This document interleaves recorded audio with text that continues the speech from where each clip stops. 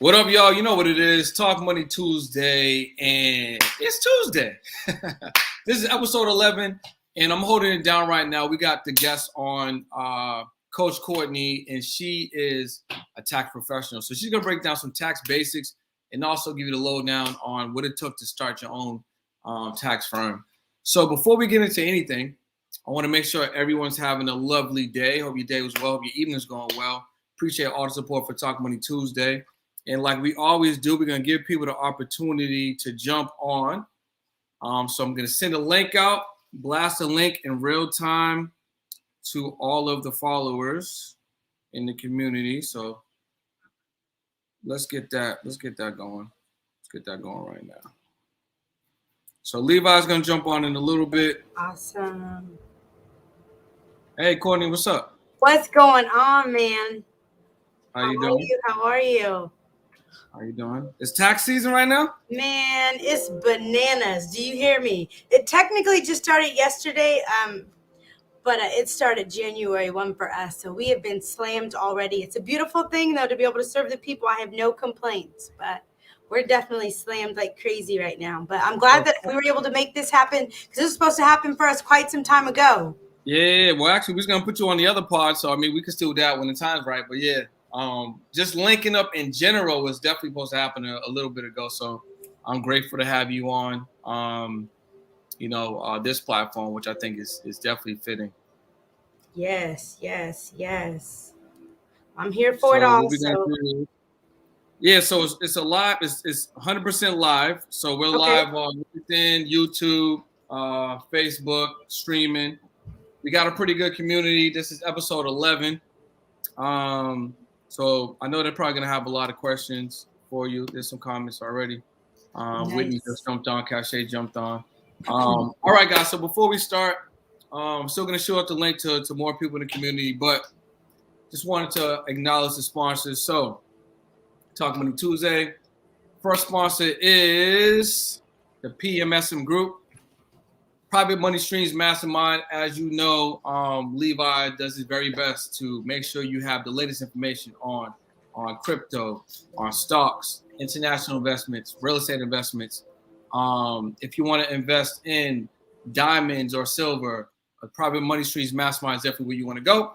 And then also Paperloaf. So if you're looking to get that credit right on the personal side, or if you're looking to upgrade your business credit, definitely want to make sure you lock into Paperloaf. That's paperloaf.com. Or if you're on Instagram, it's _paperloaf_. And today's host is myself until Levi jumps on. And then the guest, obviously, is Coach Courtney, who I've been following for a while, and I love her energy. I think the first time I met her or I became aware of her is when you did it was like a football content. You did some football content. Yeah. The plays and everything. Like, I thought that was so dope. And I've been following you ever since. And then obviously jumping into learning more about what you're doing and what you got going on. I just had to continue to follow and just tap in. So you're on my feed daily, which is great. I get to see what you got going on. You know what I'm saying? I mean, you don't get to take days off in this life. You don't get to take days off. So yeah, we'll be seeing each other daily on the feed. That's for sure. All right. So as people are jumping on, I just want to kind of just throw out our first question to you, and then I'll obviously make sure you got the other one. So why don't we just start off like, what made you get into the tax category? Like, what was that journey like for you? Sure. So I've been in this industry for 11 years now.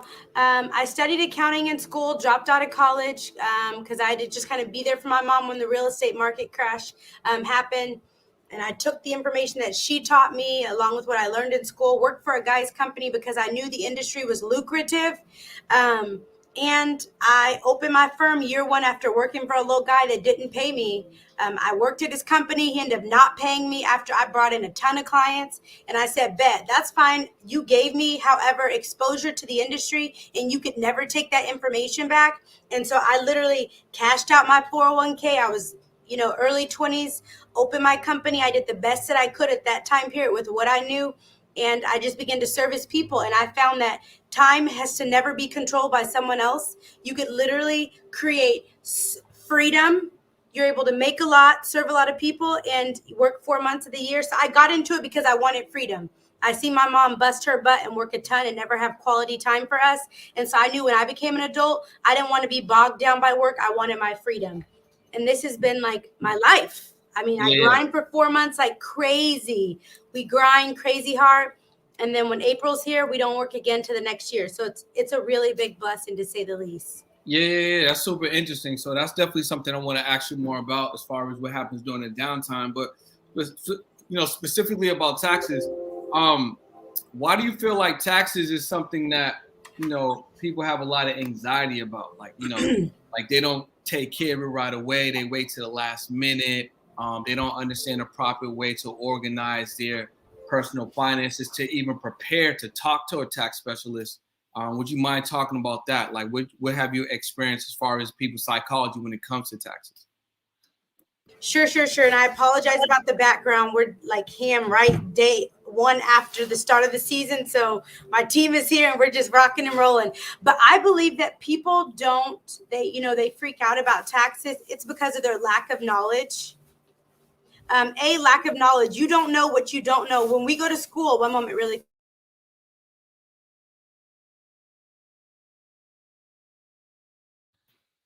Okay, sorry. Thank y'all for rocking with me. This is real life. You don't get to put the operation on pause. But anyways, in school, we're taught go to school, get an education, get a good job, but we're not taught all the other stuff. We're not taught about credit. We're not taught about taxes. We only become aware of this thing when it works against us, right? So I feel like, basically people don't take the time to understand this stuff because they don't recognize the importance of it. We don't recognize we grow up to become an adult to give away 40 hours a week. And we don't recognize, hey, if I never understand how these W-2s work, I'm just going to be giving over all these taxes. I'm just going to be giving over 40% in taxes. I'm just going to be giving over. We're not taught the importance of it. Most people just know, hey, let me go get this job. Let me make a bunch of money, because the more money I make, you know what I'm saying, then the better life that I have. But they don't understand you're going to give away over 40% of your life. So don't fear this thing. Learn it so you can understand it, so that you can be in a better situation. So I just feel like we're not privy to this stuff. We don't recognize the importance of it until it's too late, until, we make a bunch of money and we're not in a good tax situation. We don't understand the importance of credit until we're trying to go buy a car, right? And our credit is not what it needs to be. So I feel like people fear it because of the unknown. What's going on, Levi, Lauren? We in here. Yes. It's been a day. Excuse me. I didn't mean to interrupt you. I apologize. Don't ever. It's all good. This is what we do. It's real life. You know what I'm saying? Ain't it? All right. Proceed. Yeah. So thanks for joining us, sir. We appreciate you. Please don't interrupt the guest. Please don't interrupt the guest. I apologize. No. Let's go, coach. It is good. No, but she was talking about people waiting to the last minute. So I would love for you to continue on that direction. Yeah, and just take into consideration, let's just be real, as adults, nobody manages us. As kids, we got our teachers, we have the world, we have our teachers, our parents, our aunts managing us. When we become grown, if we're not managing our finances, we don't generally manage them until we're going to get the bank loan. We don't generally file our taxes until we get a letter from IRS, because we have to be taught, like, hey, you still got to manage this stuff. We're not used to accountability as adults. So most people just put it off. Why do you think the day before Christmas, the stores are slammed? Because we live in a world where we're super reactive and we're not proactive. So it's just how, us adults move. I don't understand why. Because I feel like when you get out of school, because schools give you that structure, right? So when you get out of school, there is no structure. And some people come from a place where school is a structure and there's no structure at home. So if there's no structure at home and school's over, you don't have structure. So you didn't learn structure, and now you're not even in academia, so you don't have that type of structure. So now you just didn't have the structure growing up, and now you just by yourself. So you just like kind of going day to day. That's exactly what I think. Yeah, and I think as well, life doesn't teach us to be proactive. Life teaches us to be reactive. Life teaches us to just, to fly by the seat of our pants. We're not taught to sit and to plan. And, we're not taught these things. We're taught, hey, just go out there, create a living. And then, we don't recognize what we don't know, what we don't have until we're in a situation and we need something we don't have. So yeah, I just think we have to be taught this stuff too in home. Like if we're not taught structure when we're a child, then how do we grow up and just become these structured individuals, right? So the kids that grow up and they have dinner at 6:00 and they go to sleep at 7:00, then generally they're the taxpayers that file their taxes. But the kids that grew up like me and they got to go to sleep when they wanted to go to sleep and they got to wake up when they wanted to, they had no structure as a child, then as an adult we have no structure in our business. So then we just fear it because we know we're not equipped. We know that we haven't been managing our books. We know we don't manage our accounts. We know we don't track our expense. So we just avoid it, and we just avoid it. You know what I mean? Definitely know what you're saying on that for sure. I think we got one question from the community, and I know Levi got a couple questions we want to kind of dive into. So Cachet asks, as far as your firm is concerned, you do both personal and business taxes? Yes, we do. So both personal and business taxes. I've primarily in the past focused on personal taxes and like small business owners, Schedule Cs. However, I'm an S corporation. I've been a business owner for the past 11 years. So, we have a plethora of clients. So we have corporations, we have LLCs. I can say my niche has been small business owners, Schedule Cs, 1099 contractors. However, basically being familiar with, all levels of business owners we have. And the cool thing is that I'm not the expert. I have someone on my team that's way smarter than me. His name is Mr. Booty. He's my CPA. And when I don't know something, this little 70-year-old man knows. So I get to go to him, or I get to say, hey, this is way above my head. And then I get to take the file to him, and we're able to walk through it, and we're able to learn. So yes, we handle both, but my niche, if I had to say I had a niche, would be small business owners, new business owners. For sure. Levi, you got something? Oh, first of all, Levi, did you send the link out to the Discord community? I'm sending all that out right now. Word. Cool. Actually, I put it in the private chat. Do you believe that? And maybe this has already been answered. I know. Excuse me. Do you believe that we should teach tax education in schools? And if so, at what age should we start? Oh, heck yes, I do. Let me tell you why. Because you think about it, from the time that we get in kindergarten, it's preparing us for first grade. It's preparing us to become an adult, to get the job.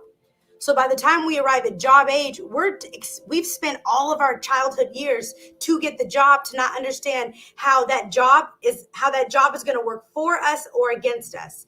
We're spending our entire lives to get this education, to not understand. Basically, it doesn't matter how much education you have. If you don't have any knowledge of how the tax structure works and how the tax system works, you could make $100,000 on your job, and I could make $100,000 as a business owner. And what you give away in taxes is going to be far more than what I give away as taxes as a business owner, because I understand taxes. So I think as kids are learning arithmetic, they should be learning taxes as well. Hey, off of every dollar, you're going to have to pay 30-something%. Like, let me help you understand what this looks like. Because if not, there's two people in this life: the people that understand taxes and the people that basically don't work as hard, and the people that don't understand taxes. And these are the people that work the hardest. It's not fair. It's not fair. So I think this is something that should be learned like in grammar school, in third grade, fourth grade. It's that paramount. I like that. That's awesome. That's super awesome. I'm glad you said that, because it's going to give me some fuel to use what I need to use for. A question that I have personally is, what's your favorite tax book? I said tax about book, my bad. But yeah, what's your favorite book about taxes? I really ask that. Is for me, one of my favorite books is Tax Free Wealth. And I don't know, it's long as fuck. It's long, right? But it's great, a lot of great knowledge in there. So I didn't know if you had a favorite book of yours that maybe you would share with everybody. Sure. So I love the book Rich Dad, Poor Dad, and From the Trash Man to the Cash Man, because I think in totality, it helps you understand money. It helps you understand how the wealthy allow money to work for them. And basically, it helps you understand a full encompassing picture on taxes and everything. So if I had to say a favorite, tax related resource, it would have to be the IRS Pub, right? But an actual book, I would say Rich Dad, Poor Dad, and from Myron Golden, From the Trash Man to the Cash Man, those books have been monumental because they taught me taxes while teaching me real life, how to go out there and create a living and be able to keep my tax dollars, right? And just understand how money works. So I'm going to say, Trash Man to the Cash Man by Myron Golden, for sure. Awesome. I'm definitely, I haven't even heard of that one. I'm definitely going to have to download that myself. Yes.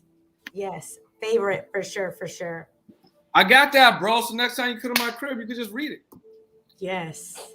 And how about I've read Myron Golden's book. That was one of the first books that I read when I was probably in my early 20s. And then I find out that he's my mentor's mentor. And I'm like, dude, you've been my mentor since I was a kid. I didn't even know that. It's the coolest thing ever. He's dope. All right, so we got another question from the community. How do you feel about services like TurboTax versus your firm? I love that question. It's one of my favorites. Let me tell you why. Because TurboTax is not a person that takes the time to learn the tax law. It's my job. I'm a business owner first, right? And I'm a person. And if I can decrease my tax liability, TurboTax is not going to have a conversation with you and ask you, hey, talk to me about your life. What does your business consist of? Oh, okay, cool. You bought a home? Nice. Well, did you know that even though you bought that home and you plugged it in on your Schedule A, you just plugged those numbers in on the, on your TurboTax, and TurboTax is not going to tell you, hey, you gave the bank $13,000 in taxes and interest, but that didn't give you anything back on your taxes. Every year you're going to be robust. You're going to plug in those same numbers, and you're going to think that you're saving money because you didn't pay a professional a few $100s, but you don't understand how basically how the forms that you may be filing may not even be advantageous. TurboTax isn't able to help have strategy and conversation with you and help you understand how to make better decisions for future years. TurboTax isn't able to basically talk to you about, hey, help you understand why this is the refund. Forget what the refund is. Help me understand why this is the refund, why this is the balance, what's going to help me decrease my balance, what's going to help me increase my refund, why am I being charged? Why am I paying 24% in taxes? Why is that my marginal tax rate? TurboTax, you plug in the information, you pay $39.95, and you don't pay me, a professional, a few $100s, but you'll never be in a better situation because TurboTax is going to do just enough to get your $39.95. Not much at all. Facts. Not much at all. I felt that. She was like, yeah, and let me tell you this. I tell my clients this. I tell my clients this, even if you come to me 1 year, first off, right, and I empower you with information and you pay a rate 1 year that you've never paid before, the information that I give you that may have cost you a few $100s is going to stick with you a lifetime. So if you pay for that information one time and it carries you through, and now you're looking at taxes and now you know how to move and do things different for the rest of your life, and it's able to save you thousands of dollars or hundreds of dollars, was it worth you paying that? $500, $300, $200, $1,000, whatever the rate may be. Was it worth it if it's going to save you thousands over the course of a lifetime? It absolutely is. In addition to that, I had a client yesterday, prime example. She files on TurboTax. This year, the situation was a little bit different for her. She was expecting a $4,000 refund. After coming to me and us being privy, to the tax law and things that, implementations and, IRS rules that they put out, her refund ended up being $11,000. But she didn't know one little button that needed to be clicked.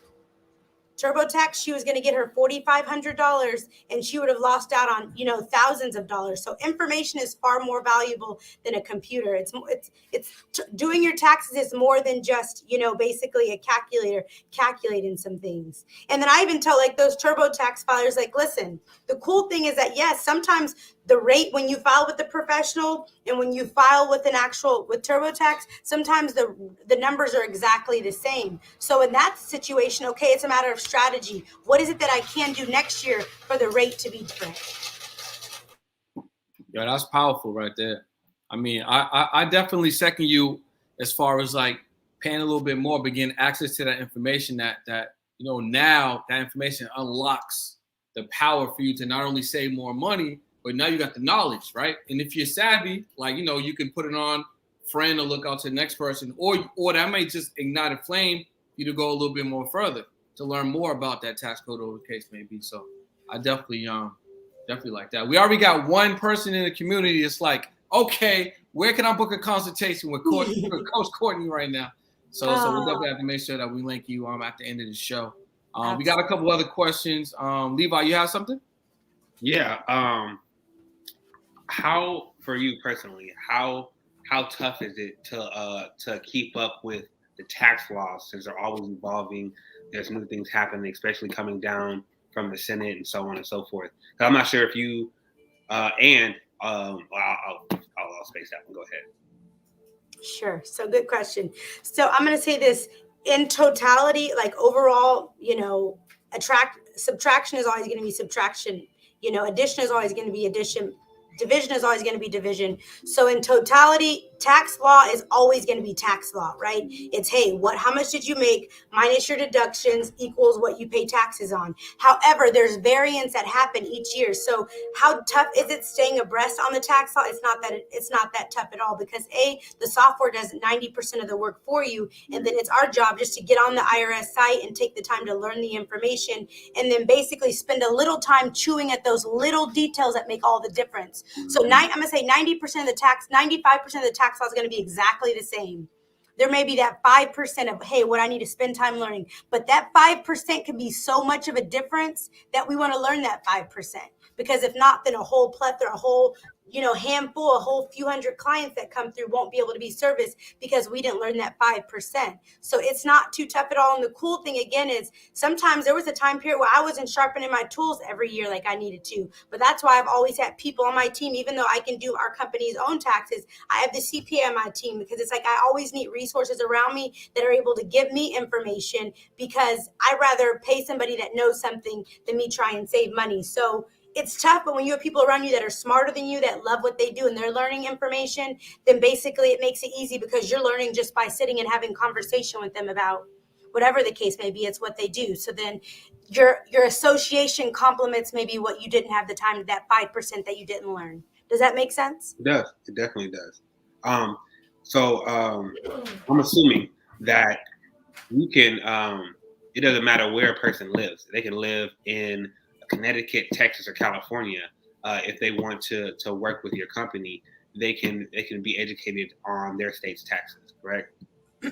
So take into consideration, internal revenue, IRS, is the federal government. So when people are filing their taxes right now from January to April, they're basically filing their federal taxes, right? So their federal taxes are going to be attached to every single return. That's what we're filing. Then all we do is we add on the state return, and by default, it automatically populates all of the state questions and everything and so forth. But IRS law is going to be the same no matter you're in California or if you're in Maine. The only difference is basically when we add your state on, if the state has different questions that it may ask, then we just take the time to ask our client or spend a little more time doing a little more research to make sure we best position and best help our client. Okay. So it doesn't take a bunch of time, because again, it's the federal law. So it's applicable across 50 states, and most states are not just crazy, like they don't have crazy, variances with their law to some extent, but not too much. Okay. I got more questions, but I can hold off if you got something. Yeah. I got a couple I want to dive into. So let's talk about tax basics right now, right? So what are like, maybe 3-5 ways people should prep themselves, or things that people should make sure that they do before they come to a tax professional like you. So for instance, let's say somebody is a business owner, or even a 9-to-5, not a 9-to-5er, and they're making all these they're spending, they'll be collecting their receipts. They use a software. What are some things that they should kind of like organize themselves before they come to see you to do their taxes? Sure. So I say a really good practice, because we have so many clients in the past that they rush in to file their taxes, right? For whatever reason. And what happens is because they rushed in, they didn't sit and take the time to actually remember, hey, before I go rush in, let me remember exactly what income came through. Did I pull money out of my 401k? Oh, yeah, I did. I don't know what form I need, but let me make sure I write that down and make that question known. Did I start a little business or take any little courses, invest in myself because I was planning to start a business? Let me think about what took place in this year so I can jot down just some key things that took place and be able to present this information to the professional that I'm working with so they can see me. Is this helpful for my taxes or is this not? So I say the first thing is just taking time to just reflect on the year. If you thought about a business and you didn't even start it, then as well, bring in that thought in the tax office so you can have a conversation about, hey, I'm thinking about doing a business in the upcoming year. What would this look like? So taking the time to evaluate what last year looked like, what income they had, and what business ideas they had. And basically presenting that information to the professional. And then basically, I would say in addition to that, my 9 to 5ers, I would definitely say in addition to that, don't use TurboTax because TurboTax is just going to accept the numbers, and the people that only work jobs, they pay the highest tax rate. So those are the people that need strategy more than anybody because they're like, oh, no, I'm just a basic filing. I just file my one W-2. And guess what's happening? You're paying more taxes than the rest of us. So those are the people that need to understand, hey, what is it that I can do different? Because it's a beautiful thing to make more money. But I understand now that the more my income goes up, then the more taxes I pay. So let me give you an example. And then I might get back to your question. If you go to Chick-fil-A, I see you drive like a Tesla or some nice cool car, and you pull up in your Tesla and they're like, oh, okay, that's B right there. You pull up at Chick-fil-A and you want to buy a number one, and they just know how you pulling up and how much you make. They're going to say, we're going to charge you $100 for a number one. Then I pull up behind you and I'm driving a Geo Metro and I make $10,000 or $20,000. They're going to charge me $5 for my meal. That's how the tax system treats us. So just because what you make, we could both go out there and create a living and create a wage. They're going to charge you more money for your taxes. So those tax clients that only do W-2s, I say, hey, if you recognize that every year your refund is not, going up or going down, or no, there's no movement, then take the time to sit with someone so you can be able to say, hey, help me understand what is it that I need to do. I kind of derailed a little bit, but let me talk about these business owners that file their taxes. I think the most important thing that small business owners can do, Biden just hired 89,000, IRS agents. The best thing that small business owners can do, or business owners in general can do, is get someone to handle their books. Business owners love to play around and guess, and play in the gray and estimate and just give even numbers for their taxes because they didn't do any record keeping. Because often we're in the hustle and bustle of we got to get bread, we got to make moves, we got to close deals. And what happens is they're not tracking their numbers. And so they've done business forever guessing on their taxes. So I say take the time before you go file your taxes to position yourself. Hire a bookkeeper just to get you all caught up, to help you understand, hey, how can I get my books reconciled so I'm not guessing on my taxes? And then as well, take the time to ask questions. How did we get this number? Don't just accept the bottom line. Ask questions like crazy until you leave out of there to where you feel like, man, I could probably educate somebody else that's a business owner. So ask questions. Don't just provide information and don't just leave.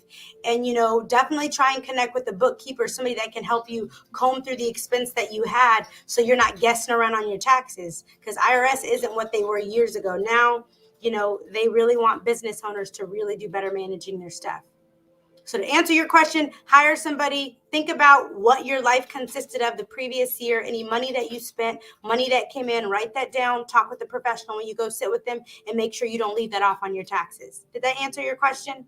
Definitely did. And I was pretty long-winded, so I apologize. No. We love the long wind here in TMT, so we appreciate the more information you can give the community and just talk about, the topics. I mean, it's a blessing for us. We appreciate the long answers. So we got another question real quick from the community. It's a business tax question. She says she's been seeing a lot of IG ads with people saying if you have an LLC, you can file taxes as an S Corp. So her question is that true or false? Good question. So basically, if you have an LLC or any corporate structure, understand that all you have to do is file Form 2553 with IRS, and that now basically has your entity taxed as an S corporation. So an S corp is just basically it's a tax election. It's saying, hey, I set up my business, but anytime you make that S election, you're saying I want to save 15.3% in taxes. So whether you're an LLC or whether you're a corporation, it doesn't matter how you set up. As long as you go to IRS, you complete that form 2553, and you're an industry that they allow to be an S corporation. And don't ask me what are all the different industries that they don't allow, because I don't know. I'm not going to pretend. It's like insurance brokers, I think, and there's a few other banks. But as long as you basically meet the eligibility, then you can become, an S corporation, and you don't have to form a whole new LLC. Now your original LLC that you started in January of 2020 is now an S corporation. That's perfect. Levi, I got a couple more, but I want to give you the mic, bro. What questions you have to jump in on? So first question, foreign taxes. So, some of us, we have LLCs that go outside of the United States, Dominican Republic, so on and so forth. Do you guys help with that, or that's something that's outside of you guys' jurisdiction? IRS. Sure. Yep. So foreign income can be filed on Form 2555. And so basically, yes, that's something as well. Some foreign income, if you actually work for the U.S., say, for instance, you're a government contractor and they sent you out of the country to do, a contract assignment, then all of that income can be non-taxable. So I have I'm not going to say lots. I have at least a handful of clients that have foreign income. They end up making six figures. And because they're on government contract and they meet the eligibility, then they don't end up having to pay taxes on any of that six figures in the taxes that they paid. So yes. Okay. All right, awesome. Another question I have for my crypto heads out there. This last year, a lot of people came through, made a lot of money in the crypto world. And some people took some out and let it hit their U.S. bank account. Is there like a form that us crypto heads need to have situated in order to make sure that, we're following that right? Sure. So basically, take into consideration, IRS does now ask if you invested in crypto. And if they do, they want you to report your gains or your losses. So the same thing is like if you have a Fidelity account, or if you have any sort of brokerage account where you have investments, basically now crypto and those companies in which you invest with, they're supposed to be issuing you, end of the year tax summary statements that show you your gains and your losses, and that income is filed on the tax return. Even if it's 1099-B, I believe. Go ahead. Even if it hasn't touched your U.S. bank account, even if it's just sitting there in your crypto app. So you're taxed on the gains or loss. So it's the same thing when you have money sitting in a 401k. You're not taxed on it. So the moment you take a distribution, you end up selling all, right? If you end up selling off, then you have to basically pay taxes on it. But if it never reaches you, then you don't have to pay taxes on something you did not take a distribution on. Okay, I was asking that for the community just to make sure. Absolutely. I don't know. I got a question mark. That's a good one, though. That's a good question right there. Okay. Awesome. You can go ahead, B. I'll tell you. I'll flap it up. You'd be like, oh. All right. So, what are ways that people can safeguard from taxes, right? So, like you said, some people are used to paying 30%, 40%. But are there certain things that they can do, investment that they can get into, insurance or other products or things that people can do or set up for themselves that will help them reduce their tax percentage, their annual liability for taxes? Sure. So the cap tax rate is 37%. The reason why I say people end up paying plus 37 and 40% is because when you add a Medicare tax and Social Security tax, and all those combined can put you over that 37%.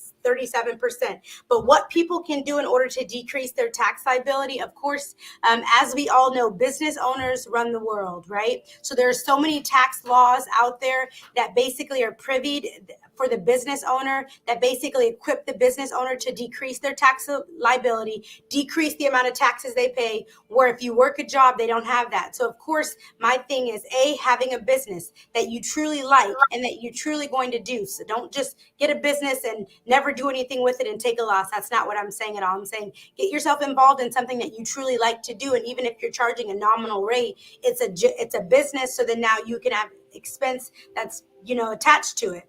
And then, so of course, having a business is going to definitely allow you to have tax deductions that you would not else be otherwise entitled to. In addition to that, you can't have any write-offs. You're not supposed to if you don't have anything in place. So if you don't have your expense in place. So it doesn't matter if you have all this expense. If nothing is accounted for correct, then basically it's a bad idea to write the. I say it's better that you not even write off the business. So utilizing the home office deduction, there's even cool tax laws out there where you can rent out your personal vehicle to the business, right? But again, things have to be in place structurally. People are like, well, I just want to write out my car because I use it for work. But no, that's considered an indirect expense, which means you'd be driving that car whether or not you at the business. So if you didn't take time for things to get together structurally, technically IRS doesn't want you playing in the gray. They've literally categorized that as an indirect expense, and they don't want you using that. So if you're going to be a business owner, then recognizing, okay, what is everything that I use in my business? I use my cell phone. Where's the cell phone that you're on? Is it in your business name or is it under your social security number? What about the electricity? Are you sitting in your house right now? Is the electricity under your EIN in your business name or is it under your personal name? Do you have a designated workspace? Every time you sit down to do business, do you sit down at the same exact place that's exclusively for business? So just thinking about the obvious, when you go and you have meals and you're talking about business with your buddy right here, Levi, right? Are you and Levi talking about business, and are you actually writing on the back of there who you went to dinner with Levi? This is what you discuss. Are you utilizing the meal deduction, or are you just having a good time? And you decided, hey, I'm gonna pay my bill and he's gonna pay his. Well, guess what happens? Now that's not a viable tax deduction because you can't take yourself to a meal and write it off. So just thinking about like your life in such a basic way, can really just begin to help you understand like, hey, like now my shirt is gonna have, tax time on it, because if it doesn't have tax time on it, then really I don't want to put my body in it because it's not a tax deductions. I'm not just buying cute pillows anymore because I want decor. Those are my earned income tax credit babies right there. If you see those little babies. Yeah, I got one over there somewhere. Pass me that one real quick. We got this one over here. Exactly. You understand? So I'm not just buying some decor because it's cute and it's cool. Like I need everything in my office to be strategy for the business. So everything you see in here. So really begin to look at your life in such a way and begin to say, hey, okay, great. If I know decorations and ambiance is cool as a business owner, let me make it make sense. I can't just buy a suit and want to be GQ for my clients. And if they don't have your logo on there, then guess what's going to happen? IRS can't consider it a uniform. So us just beginning to think like these big companies. Why does Walmart make people put on those vests and it has their logo on it? Because guess what? Walmart can write that off versus everybody just wear a blue shirt. So it's just literally just taking the time. You go and you just walk in a big business, Home Depot, Office Depot, I don't know, you name it. You pay attention to how the big boys move and you just emulate that for your small company, and you'll find that you'll have a better tax bill, a lower tax bill, or a better refund. And you're like, man, I get to make all this money and I get to keep more of it. This is pretty awesome. So that's a gem. So first of all, I want to just say thank you for sharing that and reiterating a lot of things. And if it's really the first time a lot of people are hearing that, there's definitely so many gems in that answer to that question. But it also makes me think. So if someone is if they just working a job, after hearing what you just said, should they just start a business and let that business be like, if they got a hobby, like if they crochet and they just love crocheting, hearing what you just said, should they open a business under like crocheting because it's something that they love to do, just to help them remedy having to pay so much in taxes? Like, Never. Should people definitely start a business? I think if they love doing it, absolutely. But your intention to actually doing a business has to be the intention to actually make profits. So if you open like, oh, I just like to do it, so I'm just going to start a business. And I've had tax clients that try to abuse it. And IRS is like, well, they have a rule like, well, this is technically a hobby because you're just doing it because you enjoy it. Bear with me 1 second. All right, guys, I'm going to drop Courtney's. First of all, if you like this episode, definitely let us know in the chat. This is fire information, so the playback's going to be crazy. And I'm going to drop her Instagram right here so you guys can make sure you follow and book some consultations. You know what I'm saying? Levi, what you got? Welcome. So earlier on, you spoke about vehicles, right? And you're talking about like where you're driving, how you're driving, in regards to being able to write that off. So, for instance, I know that I'm working on buying a few, and I know that B actually does it himself. Turo. So he Turos his vehicle, right? So my question is that I know that now his vehicle has become some sort of an asset because he is he's making money from allowing other people to pretty much rent it. They're renting it day by day. Um, is he able to write off the expenses from that? And does that does it matter whether it's under his personal ownership or should should his business purchase that vehicle from him and he need to have his vehicle under his business? Sure. So take into consideration, it's all a matter of how things are set up structurally. Bear with me 1 second. We see the questions coming in from Jason and Chris. Sure. We're gonna make sure you get those answered. Go ahead, Courtney. Yeah, sure. So it's all a matter of how things are set up. So if he uses his personal vehicle and he Turos it, then basically the miles that he drives on that vehicle, he can actually write off the repairs that he has to actually pay because so he'd have repairs on the vehicle regardless, right? But because maybe he's having to get more oil changes, because he's having to now, he would generally get car washes, but now he has to get more car washes, then anything excessive to his regular can be tax deductible. Now, structurally, if the vehicle's in his personal name, then there would need to be, because again, if it doesn't happen on paper, then it doesn't happen. So if his vehicle is in his personal name, then basically that means the income's supposed to be paid to his person, right? If not, there needs to be agreements in place that says B rents his vehicle to this business, and now the business takes write-offs and collects income and payments are made. But there has to be a contract that takes place. You can't know that, okay, cool, I'm making this money off Turo, and Turo's gonna, these are gonna be the deductions. There has to be something that, how did that vehicle even get to that business? So does there need to be agreement between B and the business? It does. So that's where a lot of taxpayers go wrong. They just go from here, they go from A to C instead of remembering that how did this happen, right? And that's how did the business even be able to make money? Well, B had to rent his personal vehicle to his business. So now once that happens, there's a lease agreement where B, rents his vehicle to his business for X amount of dollars per month. And now guess what? Now it makes sense. Now B's business is making money off of this Turo rental. And now the business takes its deductions. But it's all a matter of how people want to do things. It's a matter of what works for their life, what makes sense. Does B want to actually be a sole proprietor? Right? I'm not saying that I encourage anything. I'm just saying in general. Does B want to just rent it on his personal side because he wants to, knock down his tax liability? Or does B have a lot of assets and he wants to protect his assets, right? And so he doesn't want anything actually under his personal name because he doesn't want his home and his personal assets being potentially at risk. So it's all a matter of, the taxpayer and what their goal is. If they have a bunch of assets, if they don't have assets, their goal is just to bring in money. So, it's really a case by case scenario. You're welcome, B. Yo, again, that was a lot of information there. So, I mean, I like what you said, just on that agreement between your personal and then the business, and like people jumping from the A to the C and not having that relationship in paper that documents what that relationship is. So moving forward, they can, explain that or justify that or bring that to the tax professional so they can have the, the proper deductions made. We got a couple of questions from the community. You want to go, Levi, or what? I can wait.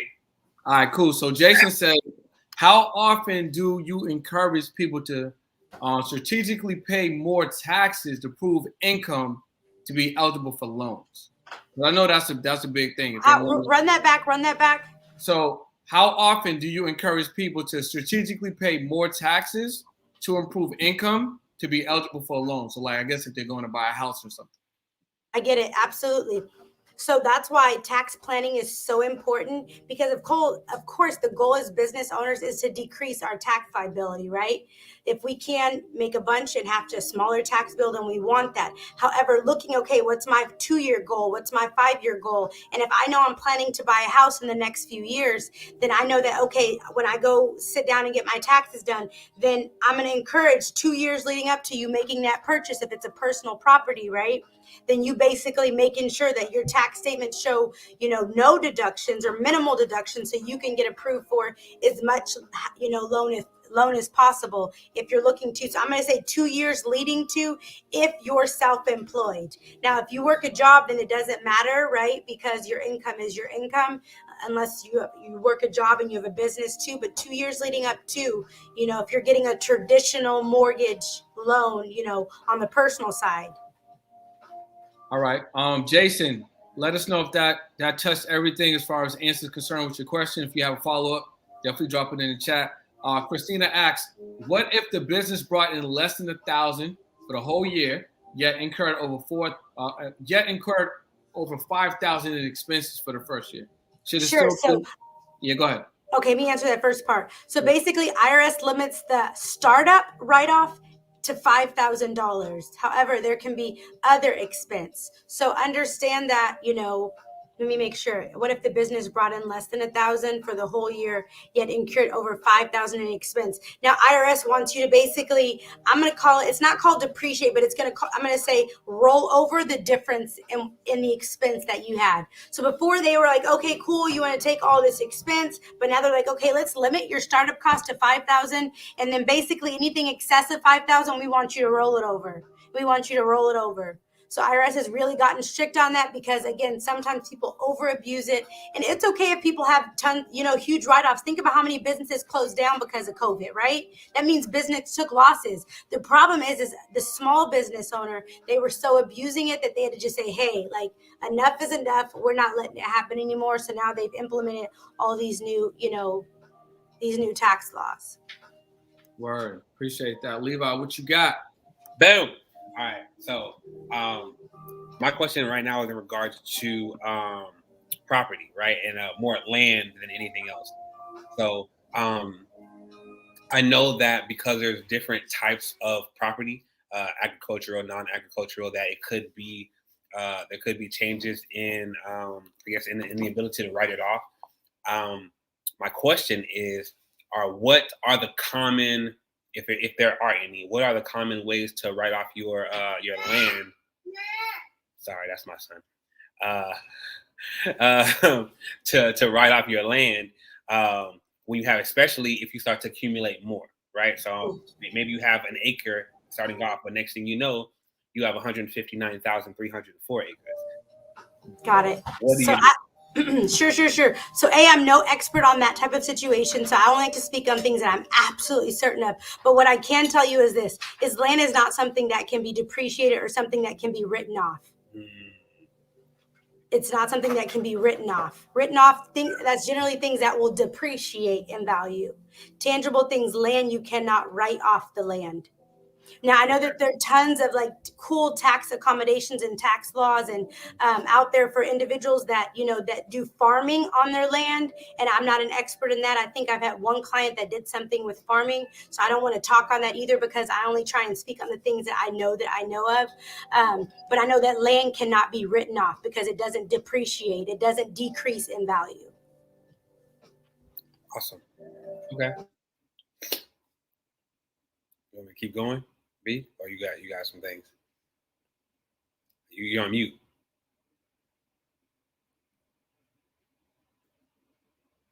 I'm just asking another question. Oh. Yeah. Go ahead, bro. Okay, bad. All right. So I've heard of some people taking advantage of like those little small things. Like for instance, having a guard dog, but it's a Chihuahua, right? Does the like I know you were talking about the gray areas of like for the IRS, like is that a teeterer? Like am I teetering on? If my dog's like so low, but it definitely doesn't do anything, it doesn't bite, it just kind of rolls over. But I can it kind of awares you. So this is taken into consideration. IRS doesn't have some corporate rule like it has to be this type of, or you can only write with certain things. IRS has business, not even with certain things. Section 195 says business owners can write off anything that they deem is ordinary and necessary. So if you deem a Chihuahua dog, for whatever the case may be, because it barks and it awares you, and I don't know what the logic would be behind that, you'd have to make it make sense. But if you deem it as ordinary and necessary, then you can write it off. Awesome. That's good to know. I know that a lot of people are taking notes right now on the back end, and they're probably going to have more questions later.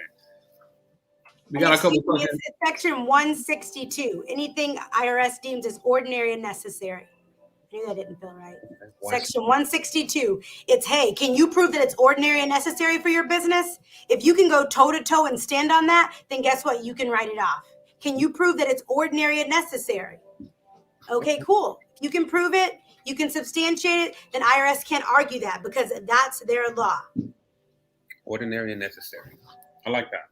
So 2 questions from the community. One's going back on the $5,000 one you touched on before. So Cache asks, when you talked about on the rollover, do you mean rollover into next year since it's a 5,000 cap? Yes, roll over your startup expense. All right, and the second question is for Ari. This is a non-tax question. New business owners, is a coach or professional in the beginning, is it a must in your opinion? So your phone cut out to the beginning portion of your question. I didn't catch. Did you catch it, Levi? That for new businesses owners, is a coach or a professional, is it in the beginning a must in your opinion? For taxes, he added 4 taxes at the bottom. 4 taxes. Is what a must? I guess that there's still a part of the question I'm not catching. Having a tax coach or professional. Like if you're starting a new business, should you have a tax coach off top to help you with your moves? So I'm going to tell you something. My counsel says some lessons are bought and some lessons are taught. Some lessons are bought and some lessons are taught.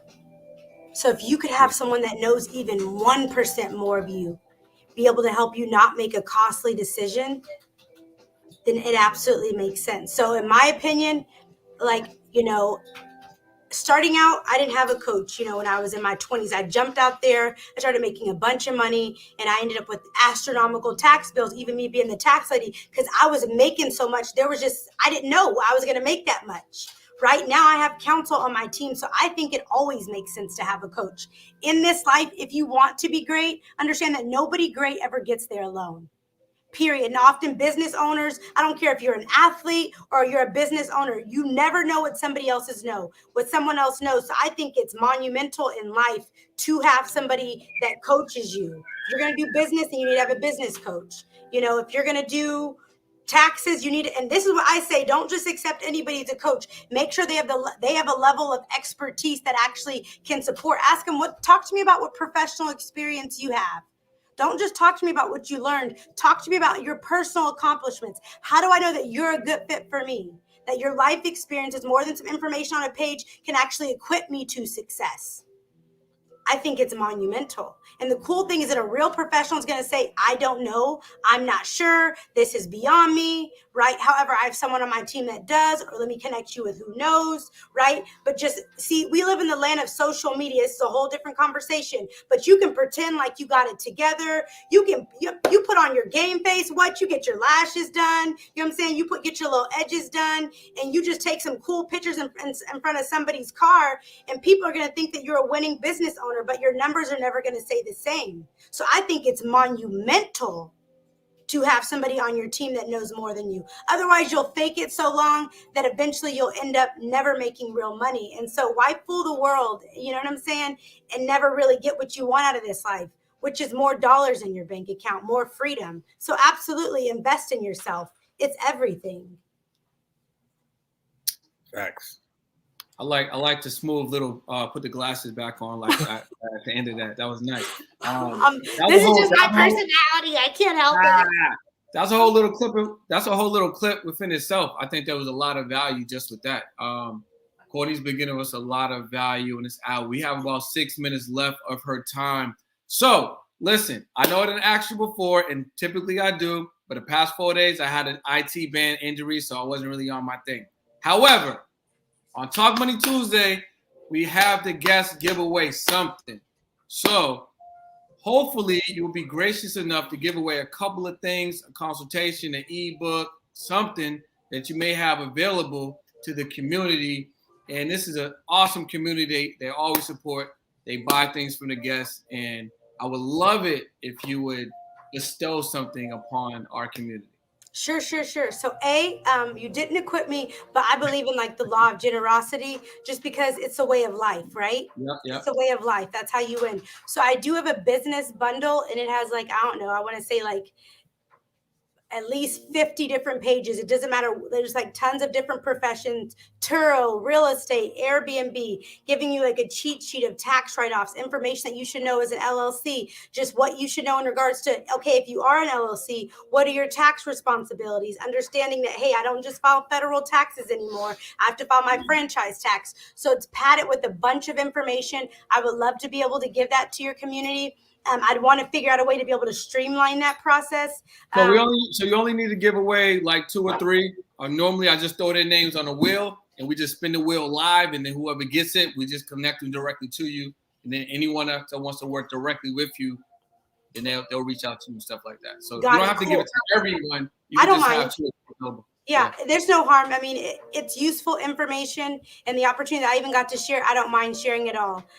So what I can do is anybody that everybody that's here, I can share it with everybody that's here. I'm totally okay with giving it to everybody that was on this tonight. Awesome. Everybody, it get crazy every week. All right, so everybody, you know the drill. I see the names coming in. You guys already know the names coming in. Drop your name in the chat, so I can see you, and I know you're paying attention. I know you're present, and everyone that dropped their name down, I will reach out to you on the gram, and I will make sure you get this bundle from Coach Courtney. And do her a favor. Make sure you follow her. I dropped her Instagram in the chat. I will put it back down there. Pay her back by just a follow. And if you really appreciated tonight's show, send her a DM. Let her know. But yeah, everybody make sure you follow her so she sees that. Levi, you got something else? We got about 3 more minutes because I want to make sure that we're honest with her time. No, I don't have anything else. You answered all my questions. Great. I'm gonna mess around and book you. I just fired my last tax person, so I was like, I've been looking. So I'm like, well, what do you know? Well, I can tell you this, that God did something amazing, and my business has blown up at levels like never before. We've added new people to the team. This is the core. That's Ariana right there. That's Annie right there. She gave you all a wave. So we're working on, and then there's Eve that's been with me forever and ever. So our day-to-day operation consists of 4 people strong, and then I have 2 VAs. So my response time is generally same day, but I can tell you right now it's like 2 to 3 days. So I absolutely apologize because it's not as fast as I like, but we're always making implementations of how we can be more efficient. And, any way that I can be able to help, like, don't hesitate to reach out. This is what I do. Like, I love serving, no matter what. So I want to thank y'all for giving me an opportunity to be able to do this, you know what I'm saying, and share some things with you that I probably learned along the way the hard way by just figuring it out. Definitely. So guys, make sure you follow her at Coach Courtney Rose, right? Coach Cortney Rose on Instagram. And shoot her a DM. If you need a consultation, definitely reach out to her, set up a consultation, get your taxes set up. We're in the middle. Well, it's the beginning of the tax season, right? It's the beginning. It's the beginning of tax season. So now might be the time. Get everything together. If you want her and her team to take care of you, definitely make sure that you reach out and set it up. Before we go, I got to remind you guys, Levi and I combine forces to make one of the best masterminds on financial literacy, Talk Money Tuesday Wealth Club. You already know what it is. We have about 4 founding member spots available, only 4. So 4 is going to save you $600 annually, as the price is going to go up once we lock in all 13 founding members. Now, that gives you 2 masterminds every single week for people like Miss Courtney Rose, 6, 7, and 8-figure earners, giving you the drip on A to Z, how to get a certain situation put together. So they'll be teaching lessons on different things. You're going to get the A to Z of how you can implement that or learn how you can actually do the thing. You get access to that, plus the playbacks. And occasionally we drop ebooks in there. We drop different one-on-one videos. Also, you get access to the PMSM group and all of that investment advice. what's in there, Levi? The crypto, the stocks. Don't get me started. All right, foreign investment. Everything in there. Everything's in there. You want to control your 24 hours. You want your own vending machine that you don't have to manage. You want real estate. You want a fourplex, triplex, duplex. You want to just buy golds, diamonds, and pearls. Whatever you want to do. You want to build your assets. We got it in there, baby. It's in the PMSM group, the Money Streams team. And then on top of that, we got the winner circle. You want to be held accountable for everything you got going on? You want those business gems? You want to make sure you can save money and make money at the same damn time? You need to join the Wealth Club, baby. I know we can get both. You get me and me, the Ball brothers. You know what I'm saying? You know what I'm saying? What? I'm done. So, all right, guys. So, look, I'm going to drop the link below. We appreciate Courtney for stopping by. It's a hectic beginning to the tax season, and she was gracious enough to give us our time. So I want to say thank you. We really, really appreciate it. We got a really, really amazing community here. Cache said she missed out on spinning the wheel, but everybody wins. I guess. Well, let me tell you all something, because real talk, you guys have amazing energy. I don't know what it is that you guys do personally to be able to create that type of energy, but y'all coming together is everything. And I have learned that they say, show me your friends and I'll show you your future. So, being able to like do life with people like you all is one of the greatest gifts. They say, like there is so much value. It's in the relationship. So what y'all have created is amazing. So don't take it for granted, because most adults are not taking the time on a Tuesday night to learn information, to position their life. We look at thousands of income forms, and most people's income, their health, their everything, it plateaus in life. So the fact that y'all are so intentional about bringing so much value to the community, I feel like it's the oxygen take for adults. We stop dreaming, we stop building, we stop growing because they don't have what you guys have built right here. So keep it going, keep it growing. Thank you so much for having me. It's been an absolute pleasure, and you guys have a really good night. You as well. You guys get your taxes together. Reach out to Coach Courtney. And also, I just have to say, she has some of the best content. Like, I got pretty good content, and I follow some people, but I really love her content. She'll keep you entertained. You'll learn a lot of information, and there's a lot of education all wound up in one. And she got a really good color palette as well. So make sure you guys tap into her content just alone, if not the taxes. You know what I'm saying? So thanks a lot, Coach Courtney. We will see you next time. TMT, this is week number 11. We'll see y'all next week on week number 12. And I'm not going to say who we're going to have on. It'll just be what it's going to be when it's going to be that, And I don't know why this banner ain't bannering right now. You know what I'm saying? Bannering. Okay, here we go. It wasn't giving me what I needed. There we go. Boom. Levi, you want to take us on with the sponsors real quick? You already know. You know what I'm saying? We're going to start it off from the backwards this time, all right? You guys know what it is. I see a couple Wealth Club members in here. If you have not joined the Wealth Club and you want to become the most wealthiest version of yourself, then you need to join the TMT Wealth Club. The website, tmtwealth.club. That's tmtwealth.club. That's what you need to come and join. We have 4 founding spots left, all right? So make sure you get up in there, all right? And with that comes some of the best life-changing gems that you will ever receive in life, period. Now, to our sponsors, shout out to Paper Loaf, the top credit repair company that you will ever use. You want that? You want that MX card? You want that 6, 7, 8, 6 to go to 8, 600 to 800? You know what I'm saying? You want that? You need to go to Paper Loaf. Instagram _Paper Loaf _. That's the Instagram. All right. Website, paperloaf.com. That's the website. I'm in there, right? I'm in there. And you know what it is. The Money Streams team, baby. Where everything has just blown the fuck up. All right.